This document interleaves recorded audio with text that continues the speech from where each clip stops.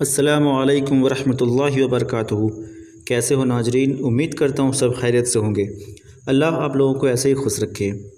आइए शुरू करते हैं आज का वीडियो शुरू करने से पहले मैं आप लोगों से एक गुजारिश करना चाहता हूँ। अगर आप मेरे चैनल पर नए हो तो मेरे चैनल को सब्सक्राइब कर दें, घंटी के बेल आइकन को दबा दें, लाइक करें, कमेंट करें, अपने दोस्तों और अपने रिश्तेदारों के साथ इस वीडियो को शेयर करें।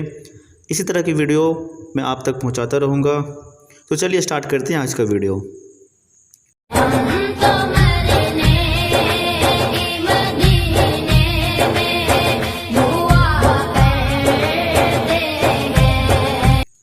आज का जो मौजू है वो ये है कि अगर आप दूसरों के घर खाएं तो आखिर में कौन सी दुआ पढ़ें।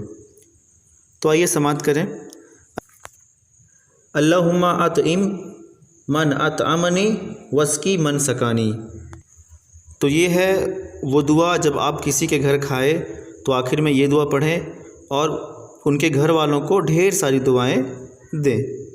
इंशाअल्लाह ताला अगले वीडियो में मैं इसी तरह की कुछ दूसरी दुआएं बताऊंगा।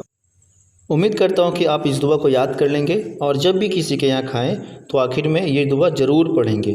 तो मिलते हैं अगले वीडियो में, तब तक के लिए दीजिए इजाज़त। अल्लाह हाफिज़।